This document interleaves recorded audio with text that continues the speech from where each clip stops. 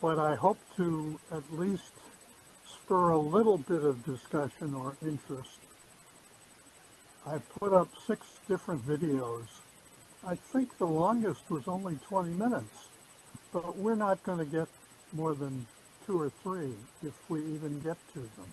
And I'm not particularly worried about getting to them. Sam, you think 2 will be plenty? No, are you wanting me to start number 2? No, no, not quite yet. I'll cue you when, but yes, I would probably start with number 2. Um, yes, when we get there. Bob's interest in the social issues of the future. Some of us are coming at it from the computer background and are interested in the technical issues. Clearly, mechanical intelligence in the form of computer programs is a hot topic in the last year. The people studying it have seen, what, 2 or 3 times when the hype got way ahead of the technology. That may be the case at the moment. But I actually want to go back to a quote from Will Rogers. He said, some people can learn by reading, some people can learn by watching other people do things, but most of us have to piss on the electric fence and find out for ourselves. I'm hoping not to have to learn in that fashion at the Futurists. It seems to me it's lots easier to read about it and talk about it at any rate. A book that I read years ago is called Planethood.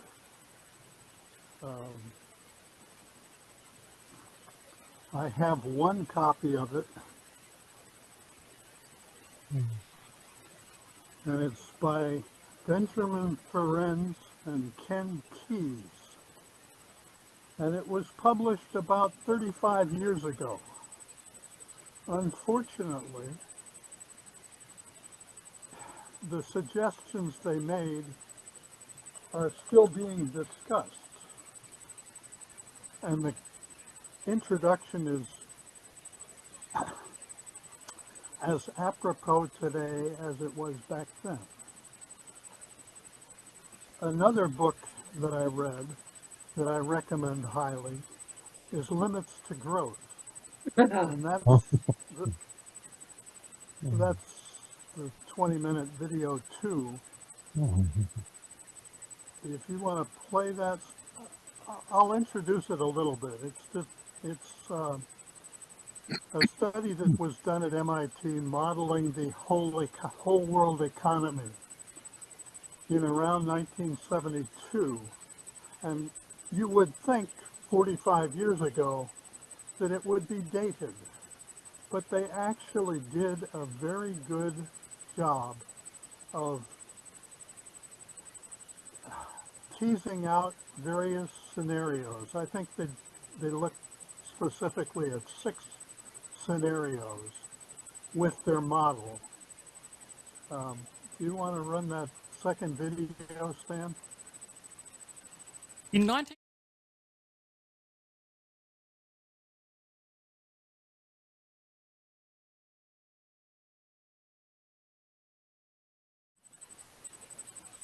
What? Thank you. If you stop sharing, the rest of it is, I think, useful, but for the purposes of our group and talking about the futurists and the future, that's probably enough of that. Oh, let me know if you want me to stop it. This is all right. Yep, no problem.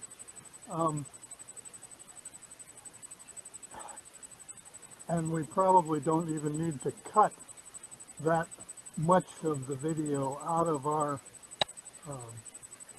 video recording for today, because I think they allow short educational clips.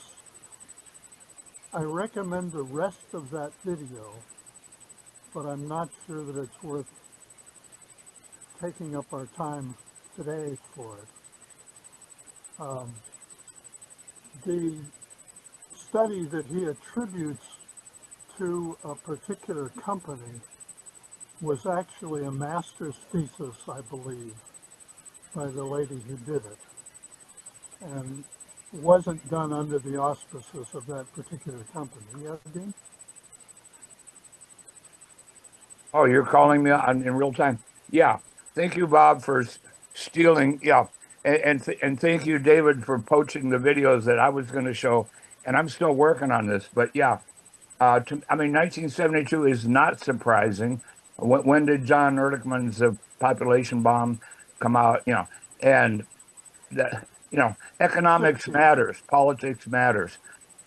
And our And we whole could, world economic model is built on a house of cards, or Jenga, as in ever increasing.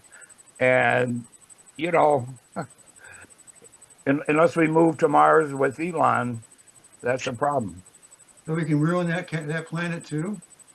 We got to fix it before we well, ruin it. we could discuss and argue about politics for the whole meeting, but the Futurists actually started in Minnesota, I believe around 1969, and was a early local group for the World Futurist Society, which we are no longer associated with. I think H. Tom is probably the oldest member, the member who's been with the Minnesota Futurists the longest, although I know Doug has been part and then been less engaged and is now back with us again. But it was, as I understand it, started by, oh, now I'm not remembering his name. Earl Earl Josephs? Joseph, thank you. And Brian Toran, who passed away. No, actually, Bill Bergen was one of the co-founders. He quit Okay. because it was drifting too far left. The aerospace engineer, Bill Bergen. So, Okay, thank you. At any rate, most of us weren't associated with it back when it was brand new.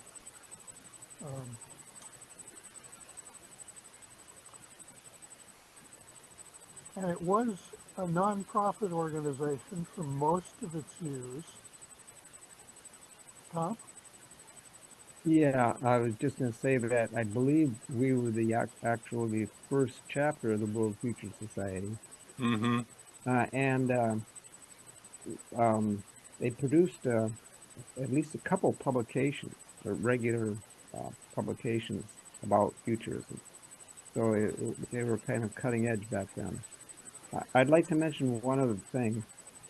You don't have it in your video list here, but uh, I've talked about this a couple times. Cleodynamics Right.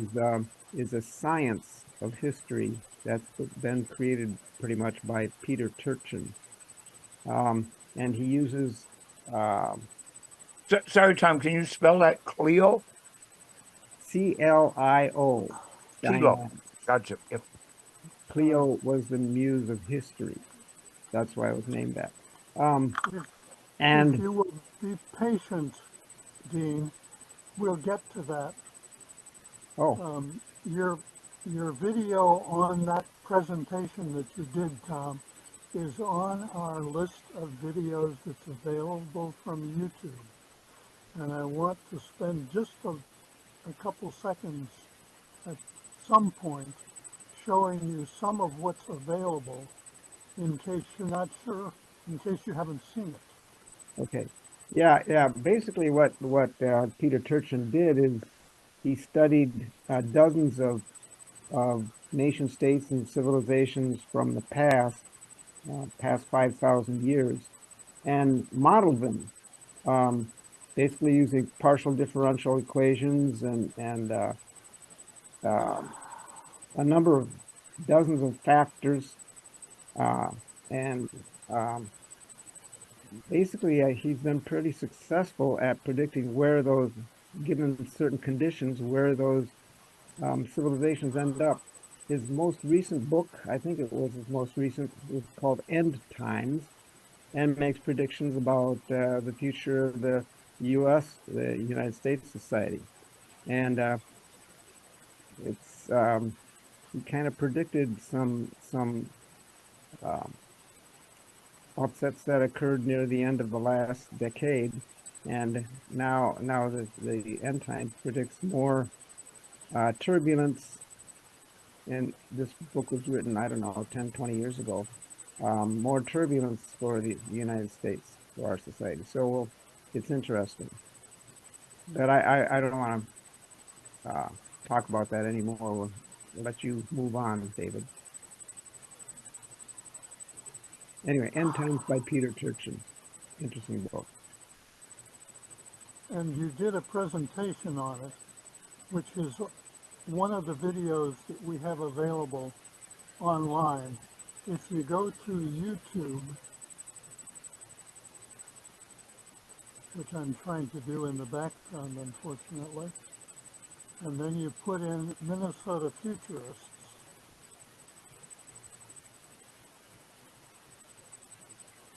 you get all of the 57 videos that we've posted in the last year and a half.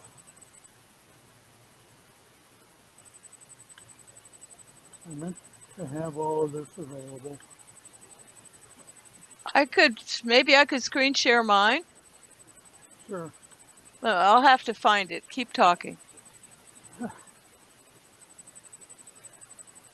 What, the list of videos for this meeting, you mean? Yeah. The link. No, the link to the videos that have been posted on YouTube of this organization's presentations. I've got it here somewhere. Yeah, so do I. I have too many tabs open. Okay, now. Here we go. Share. Okay, let's see. Did you find it, David? Yeah, I have it.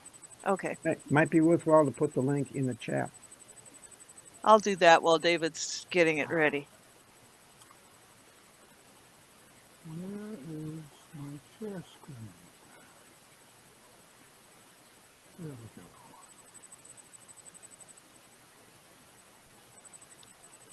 There you go.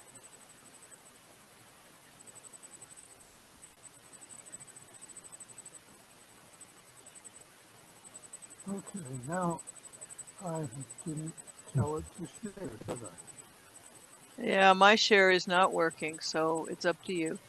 Let me try something here. You should see us in the... Nope, doesn't work. Yes. Now, are you seeing Minnesota Futurists? Yes.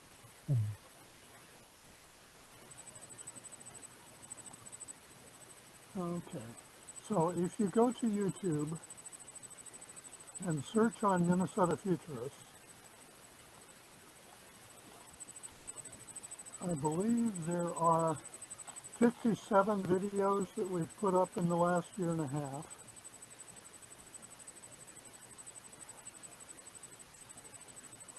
And you can search by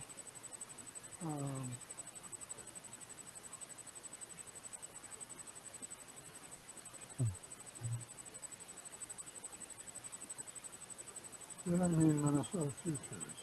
Yeah, that'll do also. And you can filter that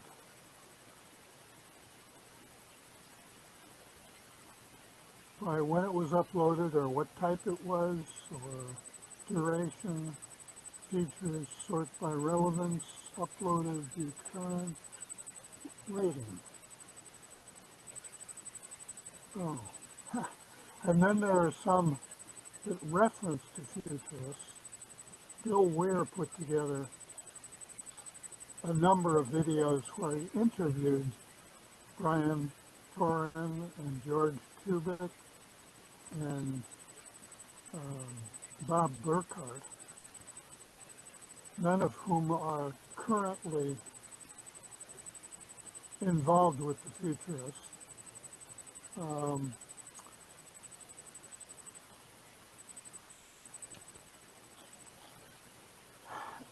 And if you have the right permissions, you can look at all of the analytics that the Minnesota Futurists, that YouTube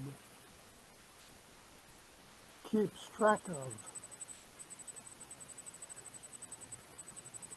Okay, stop share. And I was not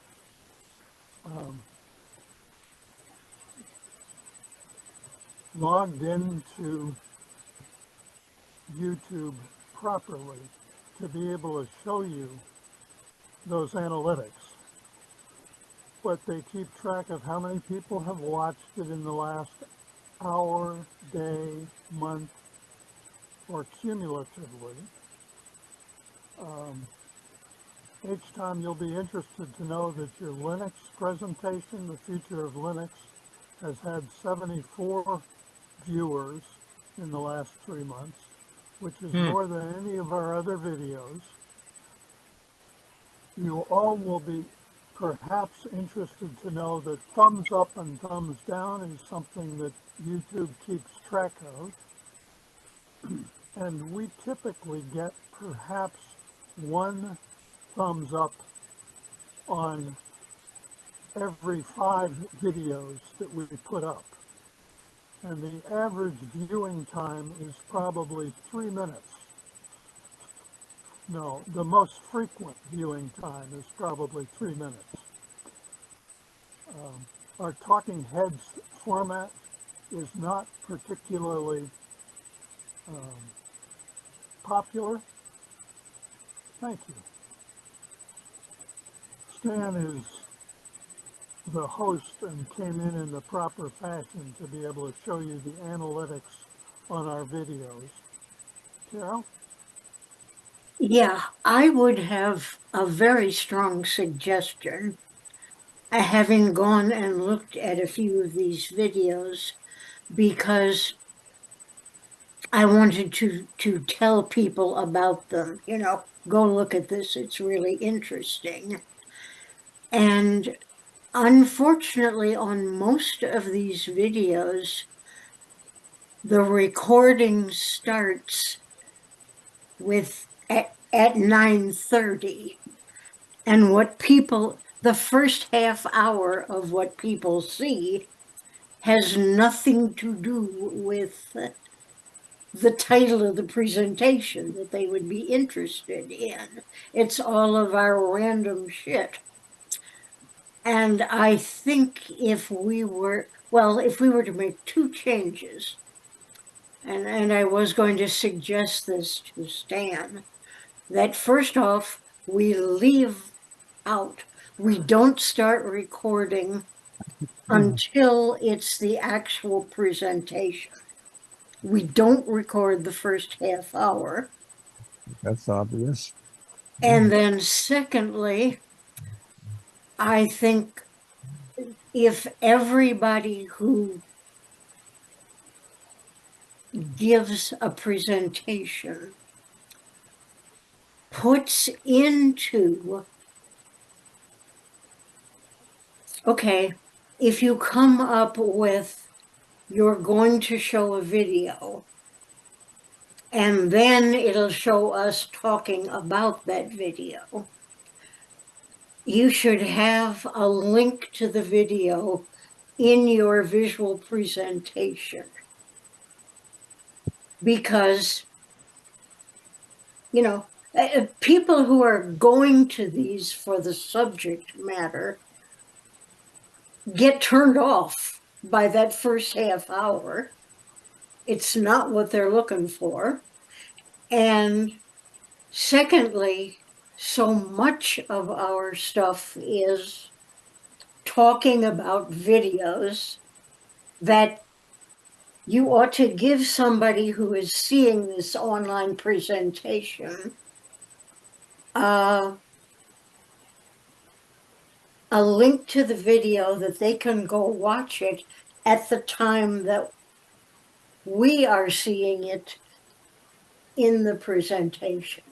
And I think Yeah, that would and get us a lot more. It would attract a lot more people.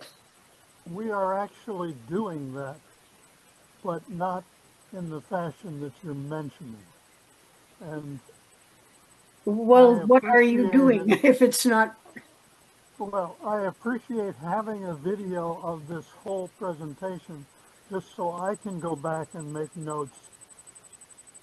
We But are that shouldn't getting be the one we post on YouTube. right. I agree. Yeah, and I think, well, particularly if you just cut out that first half hour, we would attract a lot more people. Okay. Can Maybe. I step in? Yes. Please, since Ahead you're of me, doing go ahead. most of the video editing. Carol, do you understand a little bit about how you can go to chapters in YouTube? How I can go what? Go Two into chapters. He can separate the recording into chapters, so you can go straight to the presentation and skip the beginning. But a lot of people won't do that. Well, And I don't know how to do it, so I no, imagine there's a lot of people out there who don't. Okay, and as you might have noticed this morning, my introduction got, do we want to say interrupted, or people raised their hands and I called on people. I would guess that today is a good example of why that is talking heads that are not as interesting to people as it might be. Well, but Yeah, again, I would really strongly suggest that you just leave out the first half hour okay. and start what you post online with the actual presentation. Dean, Okay, thank you. Dean, Dean? All right, yeah. So, yeah, what I would suggest a compromise. You post the first half hour in-house. In other words, only we are interested in that because we know each other, et cetera, et cetera, et cetera. But I have some very good friends around the country. I had the pleasure of working with one guy, college interns, brilliant guys. And you know, and I said millennial. He said, "Who are you calling a millennial?" I'm a sub-millennial. I go, "Yeah, Justin, you are," and we're still very good friends. And when you're trying to capture the attention of a millennial and below, you don't do it in 30 minutes. You do it in 30 seconds or 3 seconds. In other words, you got to have a grabber, and then you can expound on how And really, truly, our first half hour is not a grabber. it sure ain't. Yes. Sales pitches, This, it's called a hook, I think. Yeah. The hook. the other thing I would suggest, I like Carol's second suggestion, and I do that in my presentations. I always put the title, a link to the video on my PowerPoint, so they can see that. Yeah. Yeah, And it or should any other be, references that I use. I yeah, it should be include them. right at the same point. In other words, the video link should be right at the time when we're seeing the video, because that's what we'll be talking about. Right. and that's what we've been I think putting on the videos. another thing is we do a lot of what we're doing right now. We have 6 people with hands up right now. And what people are more interested in is something like a TED Talk. The present presenter presents whatever they're presenting in 15 or 30 minutes or even an hour. And then there are questions and answers after that. Did anyone We don't notice. excuse me. Sorry. We don't do it that way. And I would suggest that maybe we should try it doing a more uninterrupted presentation and then discussion afterwards. Yeah, because one thing that would facilitate for us is so many times people are asking questions and the presenter says, I'll be getting to that, you know? Right, Tom? Tom? The only comment I've gotten about all of this is that someone asked that we should move the half hour of chatter to the end so he could skip it and finish. And his wife said, no, leave it at the start because it shows that there are a bunch of people who know what they're talking about. And then the question also is, who do we want these videos to be for? And Yeah, how much? It's complicated. There are engineering trade-offs. Stan? And by the way, Dean is next. Dean is next. Yeah, exactly. Who is your target audience? Who are you trying to hook? If you're trying to hook codgers, then we do it the right way. But if you're trying to hook younger people, we're not doing it the right way. So, no, we're absolutely not doing it the right way for the young crowd. Stan? Well, you guys could pay for a consultant to actually do this for you, one. Two, it would help if you understood how Zoom works, because all of the things that Carol has described can be done by understanding how to go into the description. If you go into the description, all of the video links are there. And then if you're in the actual video and you get to the point where the video shows up, I put 10 seconds of the video frame in there with the title of that video and the link. But that link is a raster image. You can't click on it right there. But if you go to the description, you can click on that link in the description.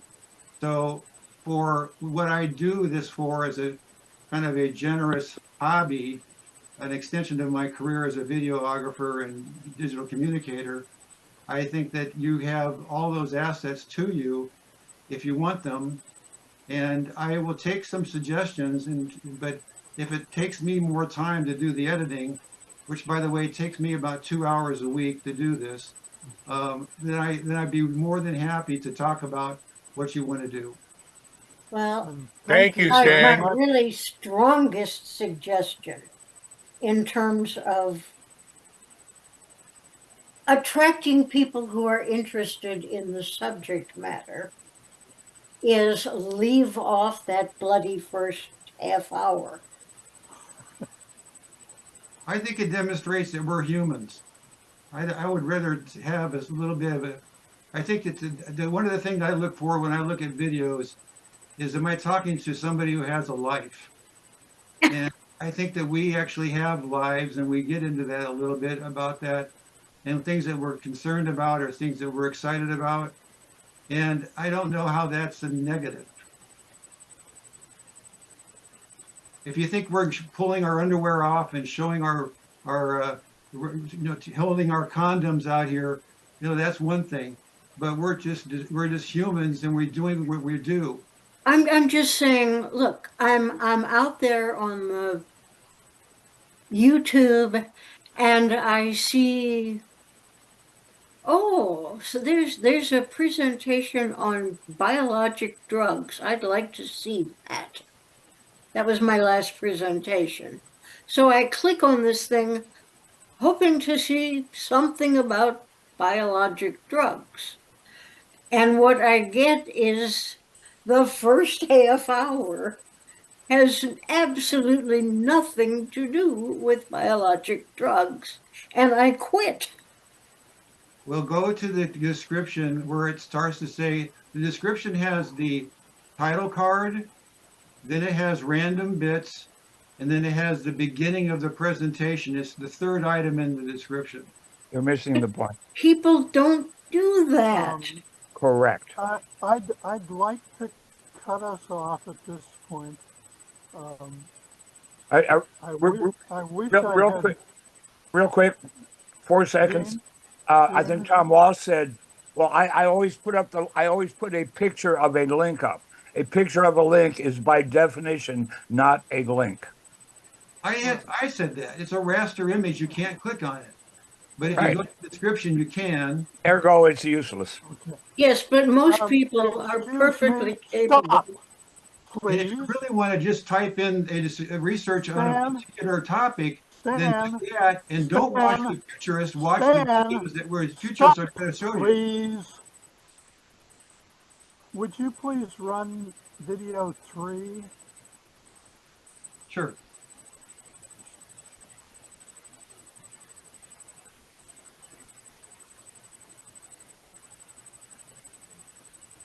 David, you're such a spoiler. Oh, We've lost one person No. here. we've This lost our discussion new went on person one- already. Yeah, we lost someone. Yeah. Dave Oh, Benston Dave is put the- in the chat that he had to leave and that he Oh, hopes to okay. join us again. Okay. I was Okay. concerned about that. We ran off the longest lived person. futurist on the screen, but he said he had to leave, so maybe that was true.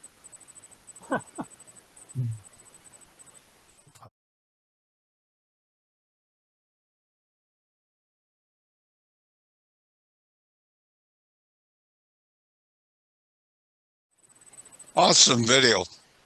Yes. Wow. He's a Minnesota guy. Well, No surprise to sort me. of. He actually lives down across the river in Wisconsin from Red Wing, I believe. That's close enough. But it's close. He teaches at the University of Minnesota. One class, I believe, honors for freshmen, the 100-hour that he was talking about. We will undoubtedly hear some more from him. He has quite an array of videos available online at the Great Simplification. I stopped our argument, if you will, for a couple of reasons.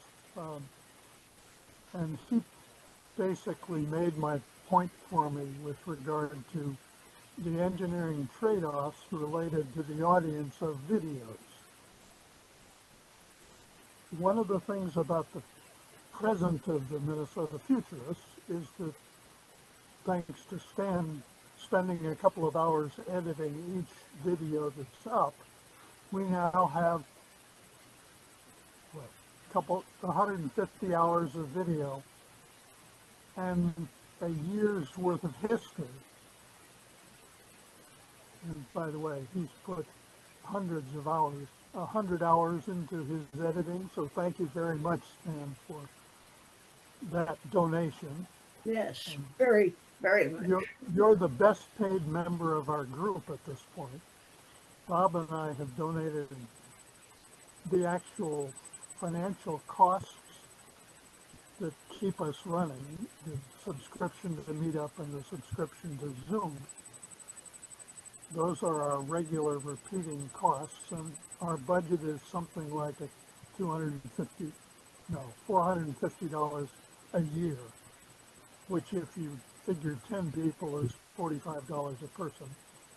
Well, it's an honor and a pleasure for me to promote the amplification of this group because I'm a part of it and I have a great deal of affection for this group of people. Some of us are here for the interest, some of us are here for the material, some of us are here for the community. I think we probably all want to continue all three of those. If anybody gets tired of it or feels like the time they're investing is too much, they probably drop out. I went to the trouble to look up Lino Sullivan and found his obituary, in Billings, Montana in March. So he passed away, which is why we haven't seen anything of him for most of the last year.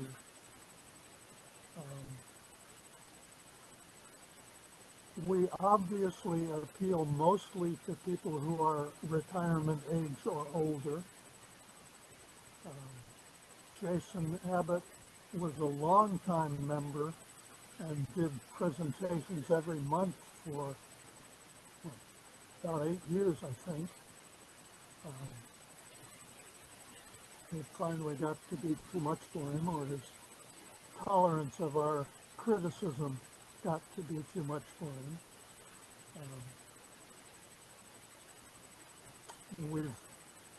We can't appeal to everyone, and we certainly could do a better job of being gentle with our presenters. For the most part, we do okay, but not much better than that. I appreciate all the support that you've been giving me.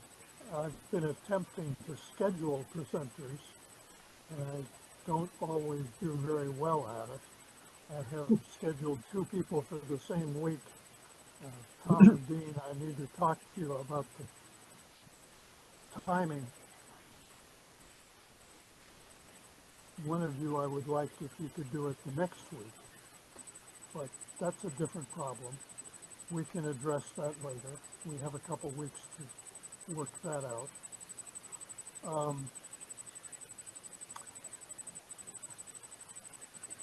It's all complicated. It's all connected. We would like not to argue about politics, but clearly politics is a fundamental portion of the future. Again, something that we need to address with some humility and some courtesy. Dean? Yeah, the root word of politics is people. And last time I checked, we are all people. You know, you can't, politics has a lot of, yeah, you can't escape that. And you can't escape language, and some of our linguistic experts would trace it back farther than people, but I'm guessing they're both subsidiaries of the same Roman, Latin, and Greek. Lynn? I like the idea that we're all people, and that has 2 sides to look at. One is that we can be gentle and tolerant with each other when we behave in ways that are not productive for the effort of the whole group. And on the other side of that is that we can each individually think about how we can more contribute to the project or purpose of the whole group, and not so much to our own ego. And I interrupt as much as anybody, I think, so I'll stop there. I was interested in the way Bob Kaufman was framing the idea of his concern. Well, for one thing, Bob mentioned that he studies things until he gets tired of them and he goes on to something else, which I agree with that totally. That's very congruent with my experience. But the idea that he wants to know how individuals and organizations function, because when I took a degree in manufacturing and so forth, the entire class on organizational behavior was that you can do things in groups that you can't accomplish as an individual. That's why people do things in groups. But the idea that you can actually hide in a group and be able to pull off things that normally would be considered to be unacceptable on a moral level can become a challenge. There's a nice topic for a presentation. Hey, Tom. Part of the problem I see in our world today is that we have become enthralled with the idea that everything is binary. It's good, it's bad, it's Republican, it's Democrat, it's low cal, it's high carb, we keep making these distinctions, and we are so focused we don't see that we're trying to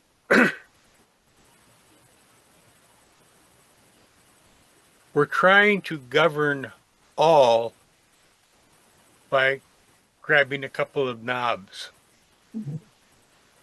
And it's like when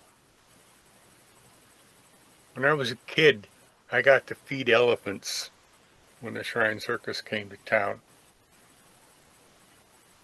And looking back now, I realize that pulling on the elephant's toe would have been a very bad way of trying to guide the elephant. But that's what we're trying to do. We have built a world of societies, and we still struggle to control our own toes. But we are so vain, we think we can govern the world. I got no mention solution for planethood this. again. I'm sorry? I'll mention planethood again. Yeah? It's almost impossible to think about governance without considering politics. Gene? If that's all they think about. No, that Hey. doesn't work either. You're up, Dean. Okay, I'm just waiting for the conversation. I would keep referring you back to, because it's in my brain now, it's a brainworm, Stan's rule of 152, which was derived as that was the maximum clan size. Well, and I was watching a whole series on human beings from crawling out of the trees, and the end of civilization began at the very start of civilization in South America, in Asia, in Egypt. In other words, as soon as we started collectively going into cities and city states and countries, that was the beginning of the end, inevitably, I think, unfortunately. I don't know. That was the whole thing when I was a hippie in the 70s, was the idea of going to a commune. And they generally were 152 or less. And, but that's not the way the world works. And the future is complex. We're not good at crystal ball gazing. Oh no, we're very good at that. It's just that Okay. the connection between the crystal ball and the world is Is not as non-existent. clear. Oh, that's not true. If you make enough predictions, at least a few of them will be right. The clock always tells, the broken clock always tells time twice a day. Yes, what can we say? Tom? Only once a day in the military, but I'm getting a high-pitched noise from somebody. I've isolated it and coming from my speakers, so I think someone's transmitting this.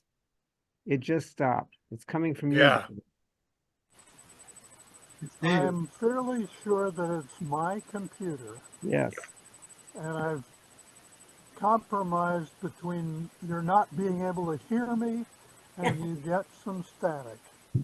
And I'm sorry, but I haven't figured that out on this particular computer. I'll buy a lotto there- ticket today and buy you a new computer. Dave, there is a hissing noise, but that's not what I'm complaining about. There's a high-pitched noise coming through.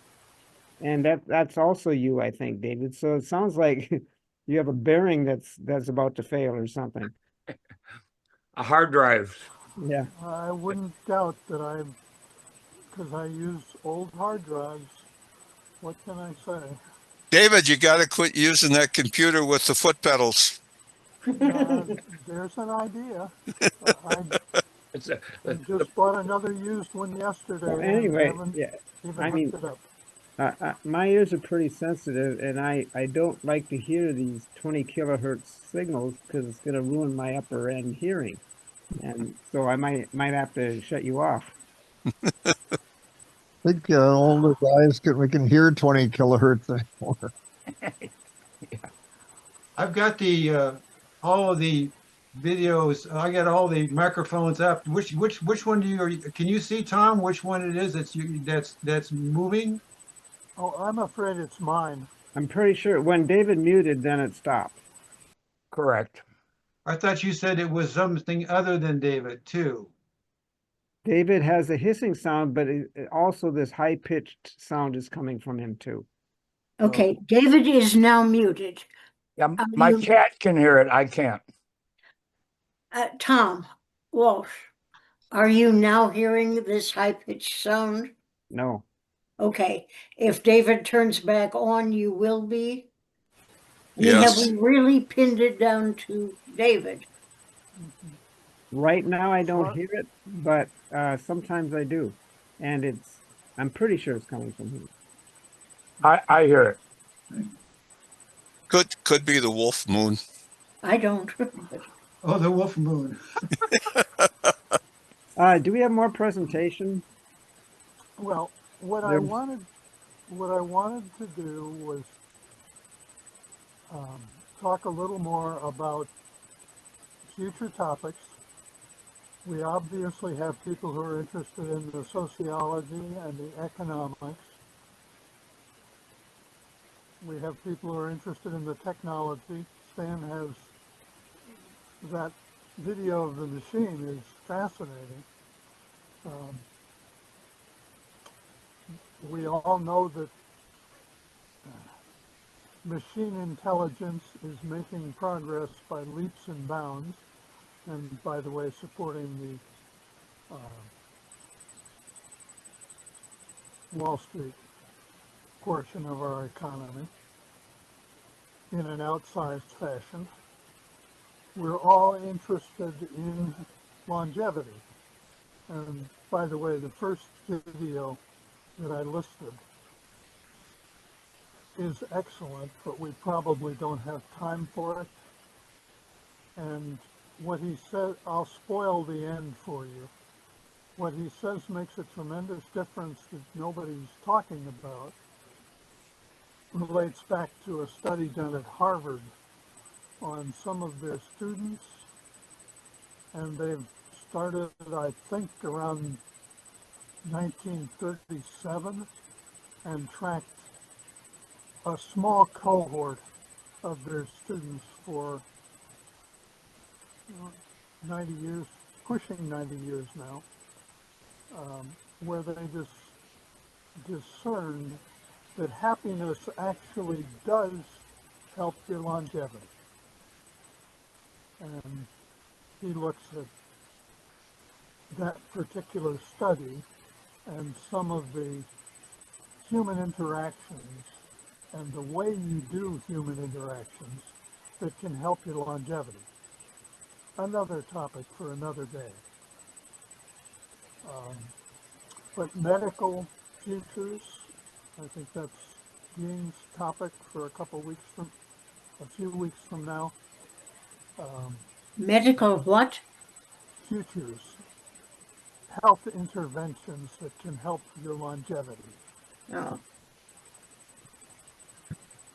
What's happening next week? Sam's doing a presentation for us. I found a character online His name is Cory Doctorow, and he has Oh, studied yes. the effects of the internet and the kind of politics that go on behind the internet and the companies involved with how they do things. And he's noticed that recently, for example, with Google, that they have started to make the search less effective and less useful Yeah. because they make more money if you have to spend more time doing your searches. Searching. And he's calling this the shitification of the internet. And he has a book about that. And I have a very nice video. It's kind of an hour and 20 minutes long. If you want to, I'll post it so you can be ready for it when we start. But he's this really high quality guy. He's got a stand-up approach. He's kind of like George Carlin with his ability. He's a fast talker, and he really has his information straight. And I just think we're going to have a very interesting time and a lot of fun with this guy. He is Yeah. also a science fiction writer, and he's very big in the EFF, oh, come on, electronic Electronic Futurists Freedom Foundation. Foundation. online freedom, electronic Freedom Foundation. foundation, was it? Yeah, he's He's going to talk about something unthinkable, and that is about a non-American America not basically being control of the internet is one of the things that he's talking about, which yeah. sounds like communism to me. But I mean, Cory also- Doctorow has got a lot of fingers in a lot of pies, and in some cases, he damn near baked the pie. Dean, you have your hand up? It's another nice example of complex system. Yes, life is complex. It has real and Split imaginary incentives. parts. Well, and incentives. Yeah, go ahead, Dean. As an old math teacher, you should appreciate that. Dean, go ahead. I'll go ahead when Carol mutes. Yeah, I'm pointing a finger at myself. So it was a decade or two ago that the people that created the Internet 1.0 said, oh, this is a shitification, to use Stan's word.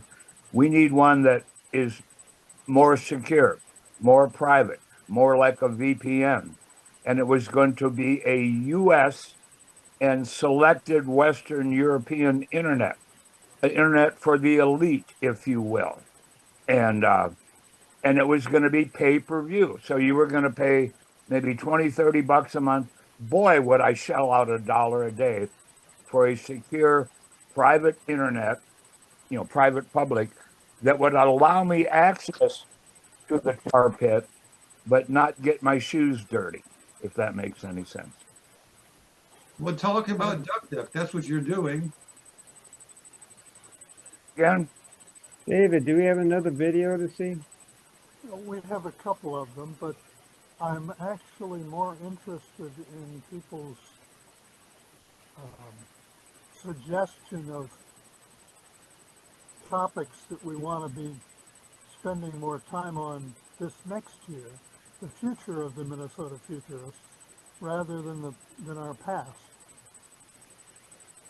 or the videos that we could in fact subscribe to get around the commercials that keep Google providing search for free. Well, if it's free, we're the product. That's the consensus behind that. Yeah. And I've also seen some interesting ideas about how if you leave yourself in this path of convenience, letting the internet do its thing to you, that you're going to be capitulating to the ideas that are involved in that, which may not be something that you can always control. I mean, obviously you don't control.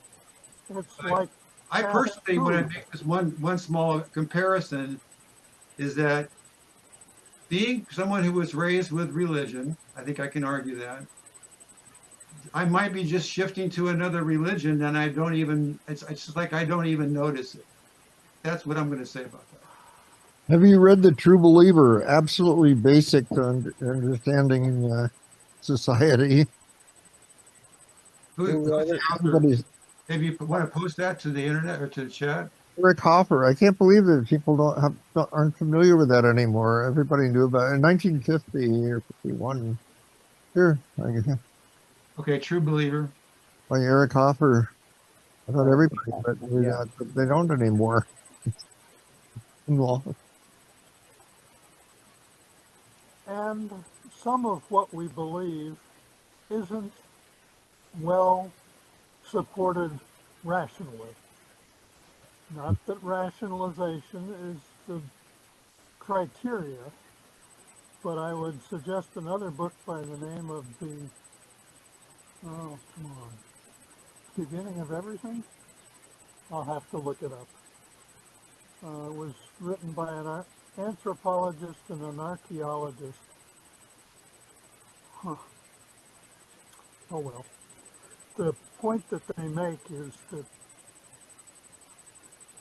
the Indians in America who were exposed to both their culture and European culture actually preferred going back to the Indian culture. that's Well, actually, nature. Well, yeah. Well, one thing I learned recently, and I actually I don't believe in New Year's resolutions, but I've been watching a lot about gut and mind, gut brain interaction. And there is this vagus nerve between the gut and the brain. And it's been pointed out that 80% of what you think is determined by your gut, and 20% is what your brain actually sends to your gut. So the transfer of information is 80% from your gut, 20% down from your brain. And so the idea that you feel something in your gut is really not just a metaphor. It's really coming up from that part of your biome. So I'm making some changes to my diet just because I specifically am concerned about Alzheimer's and Parkinson.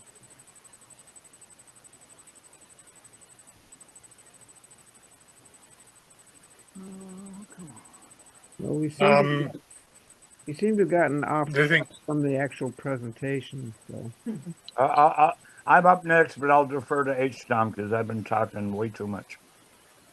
But I'll keep my hand up. the thing about people preferring the Native American way of life to the white man's way, we'll call it.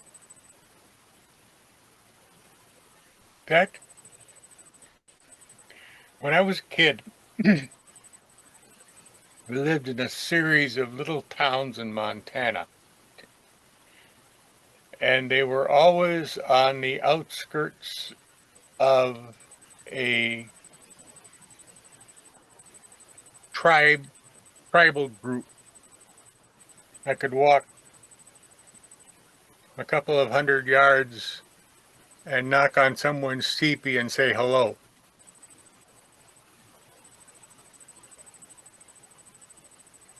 And having said that, I suddenly understand it. When I did that, there would be someone inside and they would open the panel and they would say, "Hi."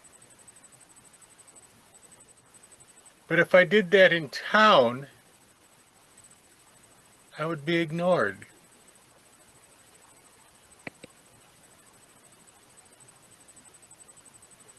And I suddenly missed that. So yeah, I can entirely understand where someone would people would prefer that kind of life. The dawn of everything makes the case that Anyway, our I'm done. understanding of history is very different than what's rationally supported.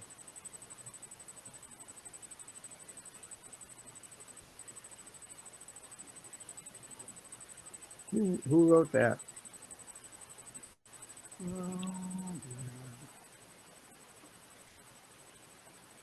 David Graeber was one of the two, and David Wegrow is the other. A New History of Humanity.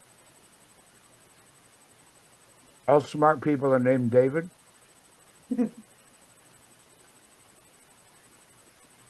It was a very popular name back 80 years ago.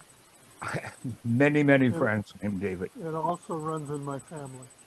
Yep. If I'm next, I wanted to comment on the thing about First People / Native Americans / Indians. What I have gleaned is horses, right? We think of well, those are European.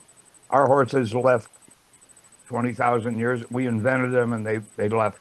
And the native people were trying to harvest. They loved our iron axes. They could chop down trees better than their stone axes, and they loved the idea of fabrics and all that, and they adapted and adopted that for their use. And then, a lot of them were kind of, okay, now we've gotten everything worth getting from you stinking Europeans. Leave us the hell alone.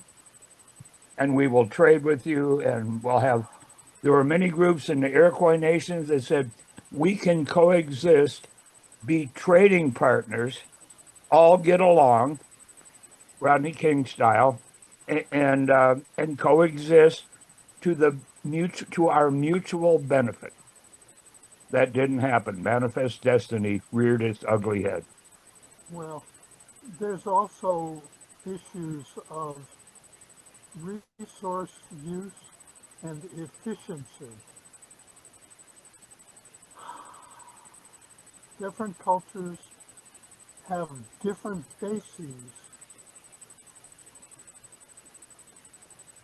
and that's a big issue in our future. So we would like to come back to that, and I have a couple of directions that we may want to look at. But I think that's worthy of discussion for this group for the next year, in particular population and resource use. Who's next? Eric. Well, I think this, guys, Dina and Tom, it's, well, one thing does, well, for Tom, yeah, it gets worse having survived in New York City for several years. I can tell you, it gets even worse where if you go up and talk to somebody with good reason, they automatically are very suspicious of you, that you're trying to get something from them or scam them or get money or something. And it's usually true. And then, but as to Dean's, but that's not really ever a stable situation. They say, oh, we shouldn't have taken the Indians' land. Well, it's just the accepted way. It's the way the world is. Sorry, but if they ask any really knowledgeable person, knowledgeable of history and evolution, and you ask them, how did your group get the land you're on now? Any person at any time and anywhere, they'll have to say, well, our group took it by killing or driving off another group off this land. And how did that group get it? Same thing, all the way back to some little blob on a rock. So it isn't a stable situation, for long. It may seem like for a few years, but evolution keeps going. And they don't really choose how many Indians they get rich, say, from oil or casinos now. How many they could easily go buy a piece of wild land or rewild a piece of land and then go back to using stone tools and out on the prairie and trying to catch buffalo. How would you like to spend a winter out on the Dakota prairie, 40 below wind chill, everybody packed into a teepee, sick and you get diarrhea and flu. Not my idea of progress. Yeah, I don't think very few people really want to go back. There are some people that just like to go live off the grid, but they're very few, and it doesn't usually last too long. Same thing with communes and kibbutzim in Israel, for example. You can read about them, and they're pretty much all failed eventually. Bob Kaufman, go ahead. Okay, David, are you still there? Yeah. Okay. When you invited me to come, encouraged me to come to this presentation, you said that we were going to try to uncover what people wanted to make presentations on. I'm not hearing that. We've got about 20 minutes. It might be good if we're interested in having presentations. If people, I've sort of said what I'm going to present on. I haven't heard anybody say what they're interested in presenting on. Do you want to tackle that topic, or was I just misinformed on what you wanted? I undoubtedly oversold it to you, but no, I definitely would like us to spend a little time talking. Oh, we have 20 minutes left, David. What do you want to do with it? Do you have topics that you would like to I've already said the topics. Okay, I said it in my initial presentation. Okay. Are there other people who have areas that they would like to be covered, or areas that they would like to cover? Carol, you're next. Okay. Are you going to address Bob's question? Actually, I had my hand up to say that it's a mistake to think of a monolithic Native American culture. That would make another nice presentation. But I mean, the Mohawks of New York were nothing like the Cheyenne of the plains.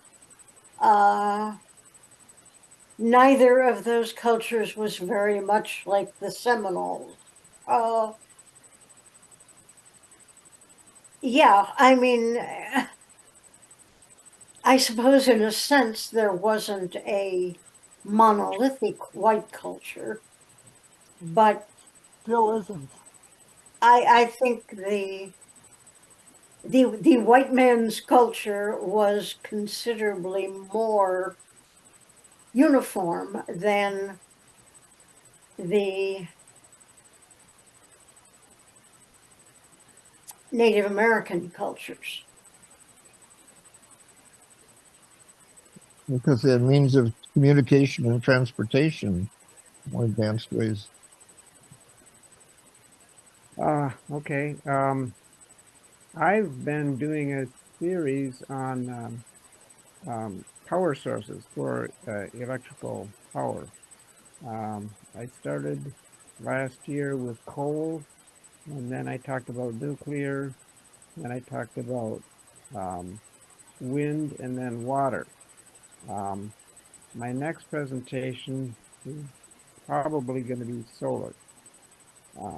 So basically what's left is solar and gas, because oil isn't used much to generate electricity, more for transportation and heating.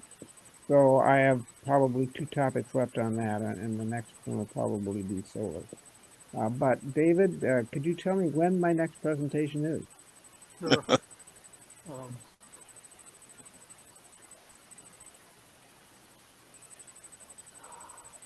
I'll send you an email. Okay, I think it's sometime later this month, but I wasn't sure. Yeah, I think so too. Okay.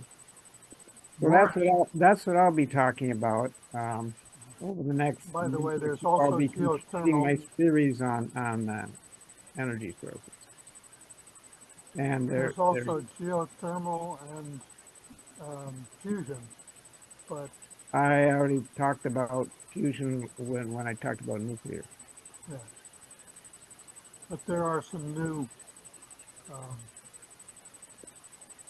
And when you startups. talk about solar, are you going to include uh, power from Space, satellites in geothermal or geothermal, yeah, geosynchronous geosynchronous. orbit? Yeah, possibly. We'll see. What other I don't know areas if would I'll you have be enough time to interested? cover all of that. But what I was mean, that? there's Areas solar might you power be and then interested? there's real solar power. What other areas might you be interested in hearing about, Tom? Who, me? What I'd like to hear about? Yes, not what you're going to give. That's important, and thank you. But what would you like to hear about? Well, if we could ever get George Kubik back, We can't do that. I'd like to hear from him about futurism itself. We can't do that, Tom. Your Right, futures. not right now, but that is a topic that's of interest to me, because what we've kind of become here is a social group that talks about our little topics of interest. We don't talk much about futurism itself. So you'd like about futurism, okay? Future of Anything, futurism. Future of futures. Huh? yeah. Futurism. Anything else, Tom? In America, in U.S. at least, it's become pretty much a consulting enterprise. It's not the science of futurism hasn't advanced at all. That's happening in Finland and places like that. According to George Cubic. I think Warren is next. Yeah, I'm giving one in February on metabolic hacks for cancer treatment. Wait a minute, metabolic what? Hacks.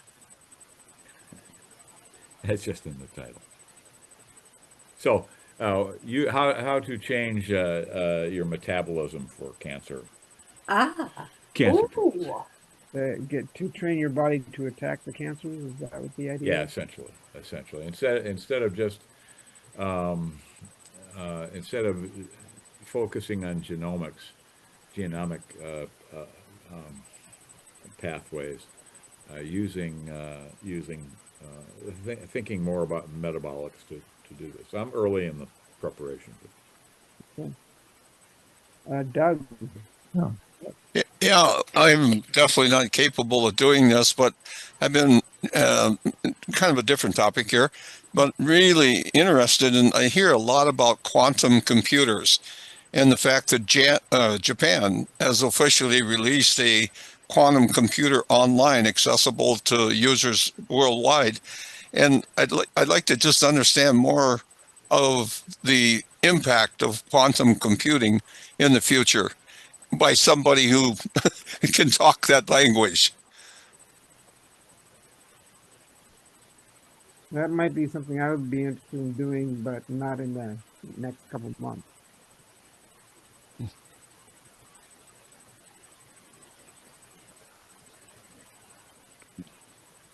Because I kind of understand the idea of superposition of states and all that kind of thing. Dots and wave functions. Tom, I think Eric's next.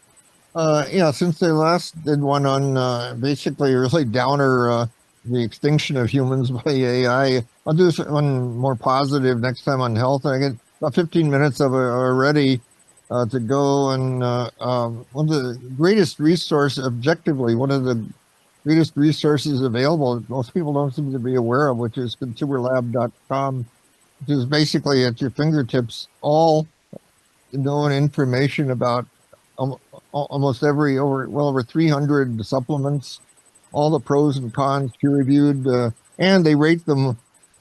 What's really important is the honesty. Well, first of all, I asked, yeah, my primary doctor is not only board certified in internal medicine, but he also has a doctorate in immunology. He likes it too. And what is the great part about it? Not only do they give you all the pros and cons, peer-reviewed articles and everything you want, and easier and other results, but they evaluate them objectively. And I've never heard anybody challenge their results for their honesty or accuracy or bias. Is that they go through many of the common actual brands of these. It's sort of a consumer reports of supplements, and they go through and they answer, well, what do they actually have in each category of what they claim they have, and which is often too much or too little.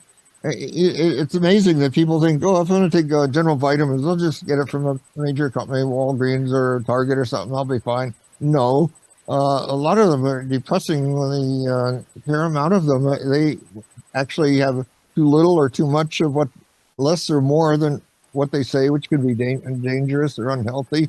And also they may have other ingredients that you don't even know about that could be, and they do other things too, like, I know especially like fish, but when they did canned salmon and tuna, which I know I'm supposed to eat twice a week, for, to try to be, healthier and, Can you put that link in the chat?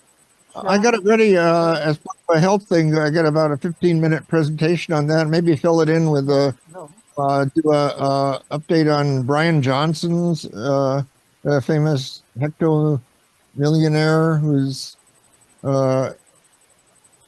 totally going all out to even worse than Ray Kurzweil. Well, it's good. Well, just go to consumerlab.com. And so subscriptions now about 35 or 40 a year, but there's so much you get. I mean, all the objective information pretty much that there is, or more than you can read about everything, almost every popular supplement and some other things too. And they give you, the price per unit that you pay effectively, and which is great. Like this, I can show you. Well, do examples of this came out there. Costco's. And then the only question is the individual responses to the general issues, which also can vary. It's complicated. Yeah, but they can't tell you how each individual, and can just warn you to, be careful, and just, of course, everybody has to be careful. Every individual can respond differently to things like Cameron used to say that if he eat raw tomatoes, he could die. If I could interject, different supplements and drugs, even if they have the exact same ingredients and amounts of ingredients, could have different levels of efficacy because of the way they're manufactured, for different temperature or whatever. So there's lots of factors to consider in those things. It's complicated. They can't know for sure how everything was manufactured, but they can analyze it chemically, and neutral labs they send it to, and find out exactly what is in it. Kim, that's not sufficient. Well, no, I'm sorry, it's just not. Well, there can't are have everything. I mean, it's what there is. It's what's realistic. There are 5 drugs used for various thyroid things. 4 of them are chemically identical, but they have different effects in the human body because the proteins are folded differently. all you And have as it to say. happens, Thank you. okay. You Honey, had your Okay, hand up for something else? Bob, same your hand is still up. But is your hand? Did you have My something else, Bob? Bob, I think was next, but maybe his hand is up from before. Okay. Same with you, Carol. Carol and Bob's hand have been up for the last half hour. Yeah, Yep. yeah. Carol's also. So I think she's probably done. But Nope. Apparently not. Carol, Carol? can I teach you how to lower your hand? I'll send you a tutorial on Zoom. I'm back. Actually, I had lowered my hand and re-raised it because we're now talking about a new subject. All right, then okay. go ahead, So please. think of this as a re-raising. And I was going to say that your simple difference in how the protein is folded can lead to extremely deadly and hard to avoid and fatal diseases. It is a misfolded protein that gives you Creutzfeldt-Jakob, you Mad know, cow disease. mad cow in humans. Prions. Yep. So yeah, they can be chemically identical, but you gotta watch that fold a lot. Well, if there's anything in the literature giving different, if any of these supplements are actually proteins themselves, and there are differences reported for in different studies, then those would be included. They pretty much include all the peer-reviewed literature for each supplement. I'd So like you to would see get us that if talk it's a little documented. more about peer review also. Moving on. Yeah, Dean, you're next. All right, so I'm unmuted. Yeah, and David, I know you're busy, David, but I am penciled in for the 17th, correct? 2 weeks hence. I need to talk to you about that. And Please Tom, call me if because I have your contact. Yeah, I have you both scheduled for the same day. with that different was my question. Yeah, and my thing about the whatever it's called, these designer gene splicing, yada yada yada. Well, two things. It is now becoming very well known that there are 8 billion genomes on the planet, and they are all unique except for identical twins, pretty much. And we all react differently to different foods, different whatever. But what I was seeing from these miracle cures was not attacking the root cause of the disease, which is your autoimmune system, your gut, period. They wanted to make billions making medicine to fix it. So they want unhealthy people and miracle cures because that makes money. And again, complex system incentives is why we have fast food that's unhealthy. Stan? Stan. I hear the the claim that we should be studying the future of futurism, and I don't understand what that means. And I don't. Maybe I shouldn't be here. I should be go find another group. But I don't know what the future of futurism means. There are actually studies for, I think the Rand Corporation did a review of future techniques, including such things as scenario planning and trend analysis. You've probably heard of the Delphi techniques. There are a number of different, I think they came up with 87 different techniques for, quote, predicting the future. You may have heard about betting pools. Yeah, they seem to be more accurate than most think tanks in predicting. Yep. The only thing I can think of when I hear about future of the futurism is it's kind of like current flow, the idea of current flow, which is a redundancy. But the other one would be what Sir Isaac Newton did with his study of light. He used one prism on sunlight and got the rainbow. Then he put a second prism in the red or the blue or the green portion of that rainbow, and he did not see a rainbow. He saw red, green, and blue. Now, that's what I think of when I think of futurism. It's off my radar, and I can't tell whether it's an inch or a mile. In other words, you'd be bored by that topic? Is that what you're saying? Well, you always would have to say to yourself, what are they missing? What if you have a computer model that's predicting the future, what are the variables that you don't have a clear view? You have a resolution. What's the quality of your resolution? Your deviation, your means, all that kind of mathematical stuff, which is kind of it's over my head, Go ahead, Tom. Go ahead, H. Okay, David, Yeah. I believe I'm scheduled for the 14th of February. For some reason, I can't bring up that schedule. I've tried a couple times to open that. Didn't you have it shared earlier this morning? I did. Is it a word processing document? Yep. Open your word processor and look at recent documents.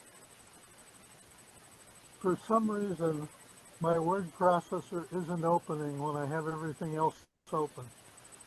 Okay. I will send out the schedule to all of the presenters after the meeting. Okay.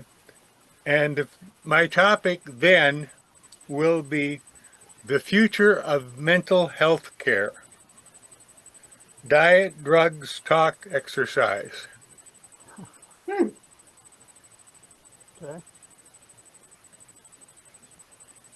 Any other topics you'd like to hear other people present in the next few months?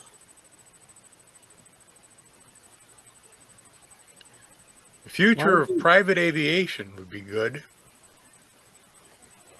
Okay.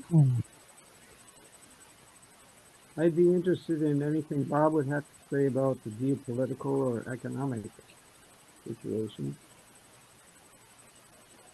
And we don't even want to get into federal debt, do we? Eric? Oh, are you calling me? Yeah, you have your Yeah, hand up? you seem unsatisfied. Were you talking about prescription drugs or multiple conformations of the same protein? Are you referring to prescription drugs? I was talking about supplements. No, Tom tried. Oh, both. Oh, I have since I was in my early teens, I have taken drugs for thyroid problems. Different insurance companies prefer that I take different drugs because of whatever the reason is. They want to set their formulary up this way. But depending on which drug I take, I get different results. Now, these drugs are all supposedly the same, but if you really dig into them, they are different. By some ways of measuring drugs, they are the same, but in the human body, they act differently. This is a royal pain because to determine efficacy in at least my body, what I do is I take drug A for 30 days. And then I take drug B for 30 days, and we compare the results. And then I go back to drug A for 30 days, and I try drug C for 30 days, go back to drug A, and after a year, they say you should take drug B, which is what the previous insurance company had decided. Well, It is a royal pain. okay, acknowledge that. But they insist Oh, okay. all but the one that I preferentially take as soon as I can get my hands on it. They are. It's a substitution of, I don't know what it is for. It's not healthcare, whatever it is. It's been long determined. It was determined in the 1970s that I should take this particular formulation of Synthroid. But no, every time I change healthcare, it's this whole year of screwed up thyroid, and they, oh, well, yes, you should take that one. Yeah, I told you that. I just wanted to clarify that Consumer Lab just deals with non-prescription substances. These are prescription drugs. Yeah, that's why I'm making the distinction, because I was talking about that, and then you brought up these prescription drugs, which are different thing. But They the are. same can also apply to Different category, yeah. Okay, so it's a different topic, really, and what Consumer Labs talks about. If there's different studies that show different results for the same thing, I guess you'd probably find it out there. And Tom, what you described, I did a recent study on Sir Joseph Whitworth, who invented, and he was an Englishman who invented precision tools. And he had what they call the 3-plate method for determining flat surfaces, where you would take surface A and surface B and rub them together, and then surface B and surface A and rub them together, and then C and B. And only after those 3 practices of rubbing those 3 surfaces together can you actually find yourself with a smooth, flat surface. Yeah, it's hard. We can't. Modern machine tools can't be built, apparently, as good as some of the stuff we built in the 1950s. Because there's stresses that if you're on a just-in-time basis, there's stresses that you're not going to wait for it to feather out. In the 50s, they let stuff sit out for a long time in the rain and the snow and in the summer, and it got all those stresses out. But now you got just in time. You got stuff coming in. You got to get it out, machine it, and get it out. You can't do a month's aging in a week. Dean was next, but he just left, so I'm going to say something. Back to prescription drugs, the pharmaceutical industry and the medical industry both, I think, are kind of in cahoots. They prescribe drugs to treat symptoms, not the primary cause of the problem. And that's so they can keep selling you drugs, and you're going to keep having symptoms, some kind of problem, but they can keep prescribing drugs for it, and then prescribing drugs to counteract the effects of the other drugs. And it's basically the model that we have, the economic model for medicine, for healthcare in our country is broken, and that's a large part of it. The profit motive can create advances in some way, but the advances are used to create more profits, not necessarily cure people. Oh, well, if you cure people, then they've lost a customer. Right, exactly. So they treat the symptoms, not the cause. Thank you, David. Got to leave. This is Doug. Yeah, I do too. Tom, before you leave, are you the Tom that was in Kansas City over the holidays, or was that a No, different Tom? that was a different town. Oh, that was a different Tom. Oh well, that was H Tom. Hmm?